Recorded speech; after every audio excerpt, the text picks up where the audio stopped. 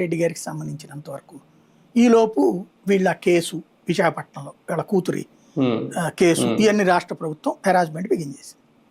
ఓ రకంగా ఇటు జగన్ ఇట్లాంటి వాటిలో కాపాడగలుగుతాడా? ఆయన ఏం చేస్తాడు? ఆయన పవర్లో ఉంటే కాపాడతాడు. ఆయనే వెంటాడుతుంటే ఆయన ఏం చేస్తాడు ఈయనకి? ఇక అక్కడ ఆ ప్రెషర్ కంట్రోల్ చేసుకోవడానికి ఈయన వాళ్ళకి సపోర్టింగ్గా వెళ్ళినట్టున్నారు. ఆ టైంలో జగన్కి ఈయన మీద కోపం ఎందుకు వచ్చిందంటే, వెళ్ళిన 2-3 ఎంపీలు ఉన్నారు కదా, వాస్తవంగా 2 సార్లు 3 సార్లు వరుసగా ఓడిపోవడం తప్పించి గెలిపే తెలియని మోపిదే వెంకటరమణ. కాంగ్రెస్ టైంలో మినిస్టర్గా చేశాడు, రాజీనామా చేసిన మాట వాస్తవం జగన్ కోసం. కానీ ఆ తర్వాత అతనికి సీనియర్ లేదే, ఎన్నిసార్లు ఇచ్చినా ఓడిపోతానే ఉన్నాడు అక్కడ.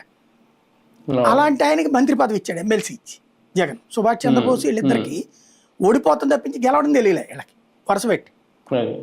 అయినా కూడా ఎమ్మెల్సీ ఇవ్వడం, మంత్రిని చేయటం, ఆ మంత్రివర్గంలో కాన్సెప్ట్ వచ్చినప్పుడు వీళ్ళని రాజ్యసభకి తీసుకెళ్ళడం అంత చేశాడు కదా జగన్మోహన్ రెడ్డి వాళ్ళకి. అలాంటి మోపిదే వెంకటరమణ అవతలకి ఎందుకు వెళ్ళిపోయాడు?